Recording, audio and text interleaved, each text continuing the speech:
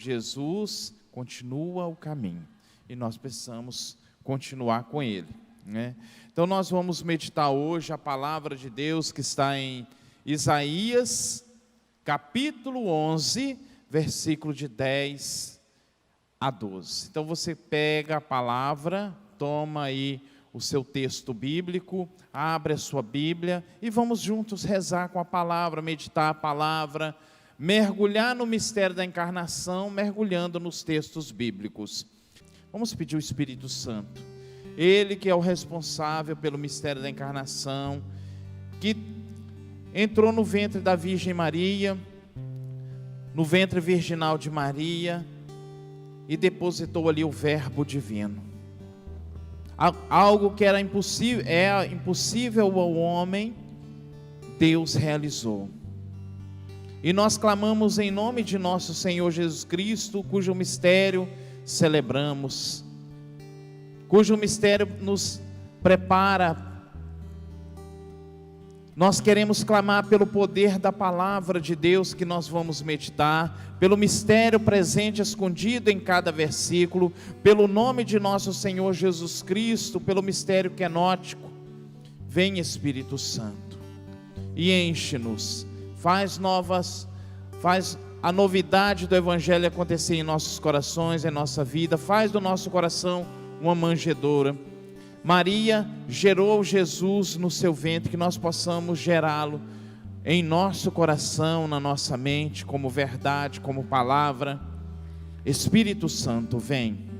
E eu convido você também a convidar o Espírito Santo a entrar na sua casa.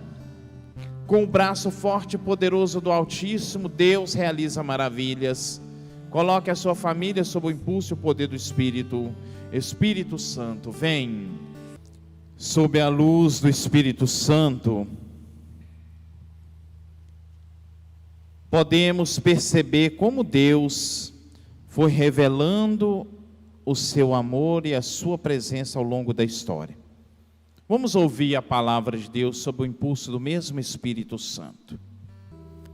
E o texto está em Isaías 11, continuidade de ontem, né? Desses dias que nós estamos rezando. 11, versículo 10 até o 12. Naquele tempo, o rebento de Jessé, o tronco de Jessé, a cepa, posto como estandarte para os povos, será procurado pelas nações e gloriosa será a sua morada. Naquele tempo, o Senhor levantará de novo a mão para resgatar o resto de seu povo. Os sobreviventes da Síria e do Egito, de Patros, da Etiópia, de Elã, de Senaar e de Emate, e das ilhas do mar. Levantará o seu estandarte entre as nações, reunirá os exilados de Israel e recolherá os dispersos de Judá, dos quatro cantos da terra. Palavra do Senhor.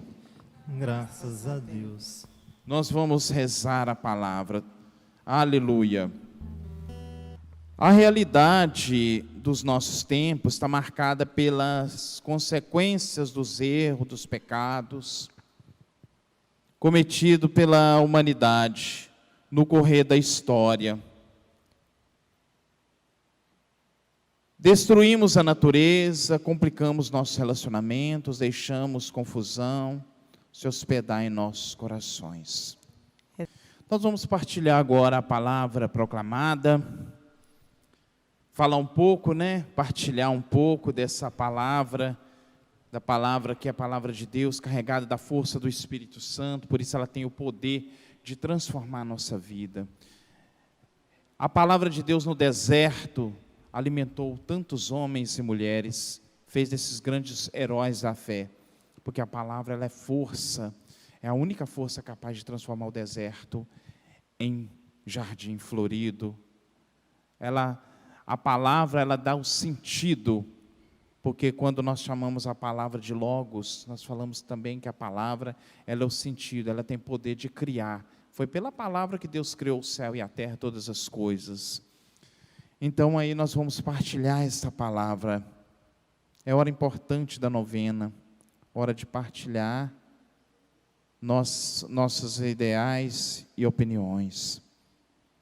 A passagem do profeta Isaías, que já ouvimos, é pura luz para a nossa compreensão do significado da chegada do Senhor no Natal.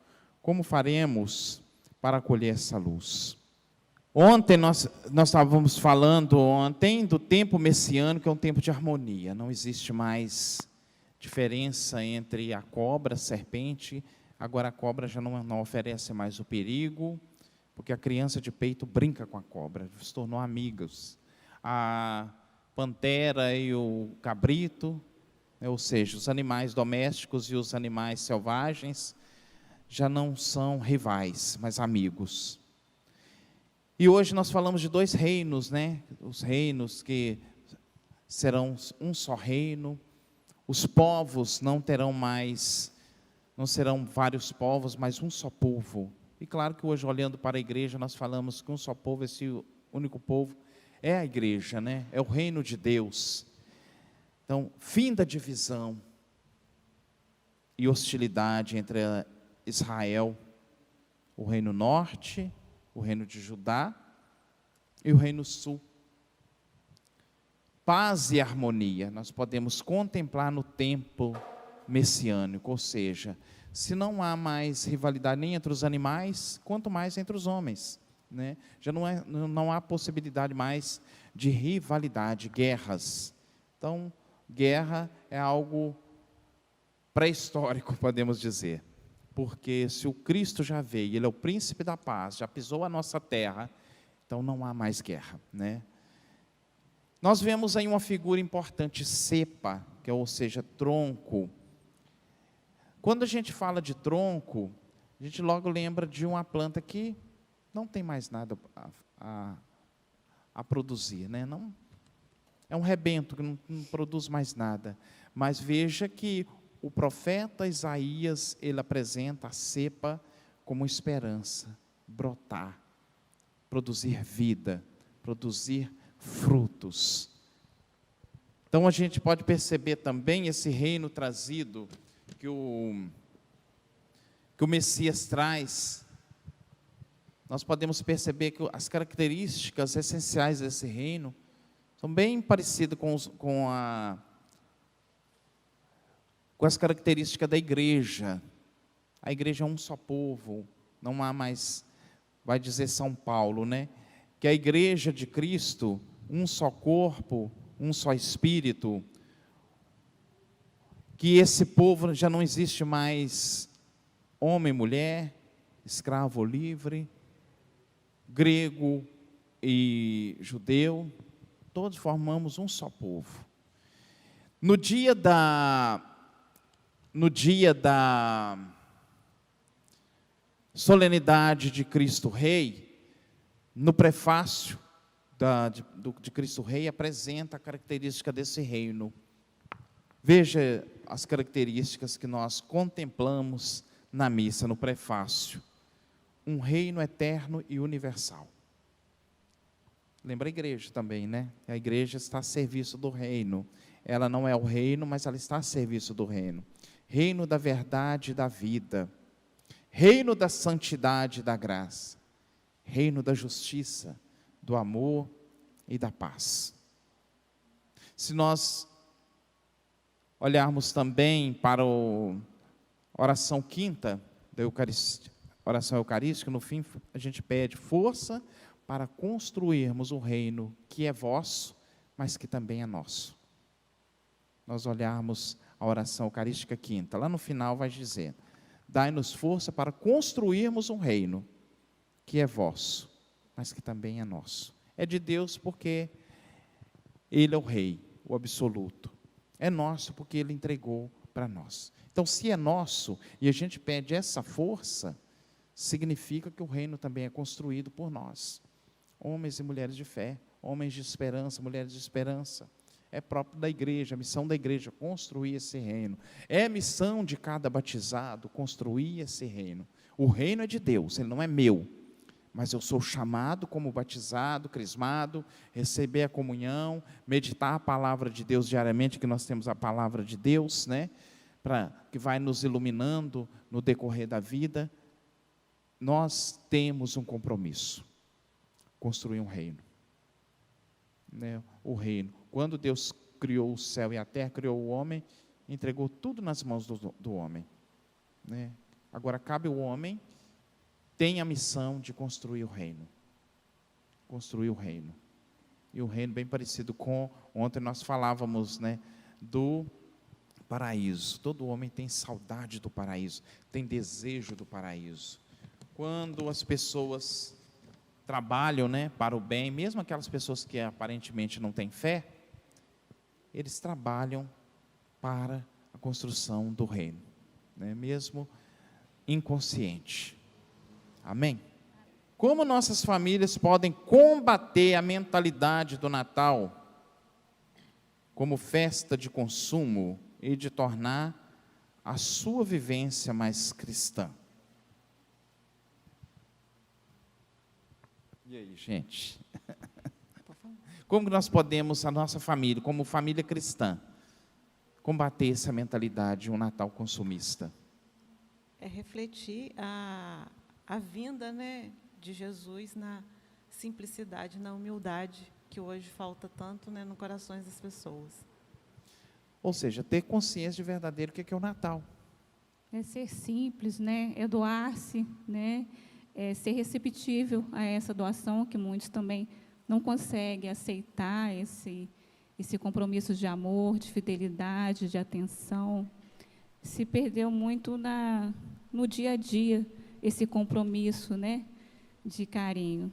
As pessoas vivem muito o consumir, o ter, o aproveitar-se de tudo, mas não o construir, o renovar, o abraçar, né, o aliviar a vida do outro, o tornar simples, leve, com amor, eu acho, com amor, muito amor. Nós precisamos contemplar mais o presépio. O presépio precisa falar. Às vezes até o presépio acabou se tornando mais um enfeite dentro da igreja do que uma imagem, um símbolo. O presépio não fala muito do que de fato é o presépio. A gente coloca tanta coisa, é tão carregado de enfeite, de colorido, que a gente esquece, né? O que de fato é o presépio? O presépio é a simplicidade. Sentido, né? É um Deus que veio nascer até nós, na casa do pão, e lá não houve quem acolhesse. Não houve quem acolhesse. Vê a palavra, o que a palavra vai dizendo? Não encontrou lugar para eles na estalagem, nas pousadas. Eles tiveram que reclinar no presépio. Aí coloca tanto enfeite que a gente esquece que onde nasceu foi um curral. Não tem o encontro, né? Não tem a espera de Jesus, não tem essa... Acolhimento, né? Isso, acolhido. Não tem mais, né? Só tem o ter mesmo, eu quero esse presente, eu quero aquilo outro, todo mundo só espera o presente material, né? Não olha E o mais. ser presente. A gente precisa compreender que o Natal, o Natal também é o grande presente de Deus. Verdade. A humanidade recebeu um presente. Exatamente. Eu recebi um presente. Você que está em casa recebeu um presente. Deus Todo-Poderoso nos deu o seu Filho único. Mas o que a humanidade fez com Jesus? Colocou ele numa manjedoura, lá no curral. Não colocou ele no centro. Né? E hoje continua do mesmo jeito. Às vezes, hoje, quem é o centro? O Papai Noel. Até se a gente conseguisse compreender quem é o Papai Noel, de fato, talvez mudaríamos muito. O Papai Noel é um velhinho bonzinho que entra pela chaminé. Se a gente conseguisse compreender que o Papai Noel foi um bispo, né? Um bispo, um santo da igreja, que ele não permitia, né, as moças antigas para se casar, tinha que ter o dote, e houve um fato que eu não me lembro bem da história, assim, para contar com detalhe, você pode procurar depois, até hoje nós temos canais importantes aí que nos ensinam, moças que seriam dadas para a prostituição, né, vendidas, e de repente, o que ele faz? Ele pega o dinheiro, sobe na chaminé e joga para que elas tivessem como se casar, para pagar a dívida, né? Para não ter que se tornar prostituta. Então, aí o consumismo, o comércio pega a história e começa a apresentar um velhinho bonzinho, um bom velhinho, que ri, mas que não apresenta nada de santidade. Perdeu o verdadeiro sentido.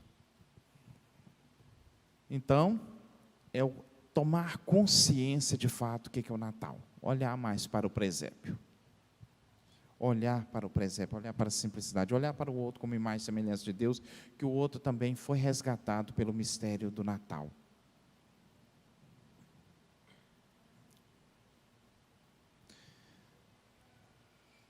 Tem uma história aí, quem pode ler a história aí para a gente? A história de um burro. A gente costuma falar lá na roça que burro não é o burro é o cavalo. Porque o burro nunca cai em buraco, né? Quem cai sempre é o cavalo. E aqui eles falam que o burro caiu no buraco. Um dia, o burro de um camponês caiu num poço. Não chegou a se ferir. Rezemos por todas as famílias que enfrentam o problema das drogas em nosso Brasil, no mundo, né? Rezar pelas famílias de modo geral, de maneira espontânea. Façamos as nossas preces. Abençoai, Senhor, as famílias em crise, que não percam a esperança de dias melhores. Curva a sua cabeça diante do Todo-Poderoso. Daquele que faz maravilhas, que arranca do poço aquele que, se você hoje ou está no fundo do poço, Deus possibilita a sua saída. Você que conhece alguém que está na situação de pecado, de morte,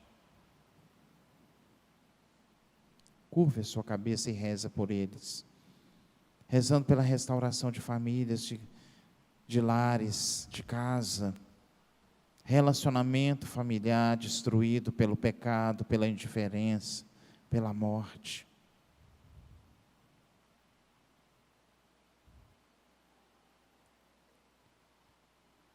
Apresenta ao Senhor.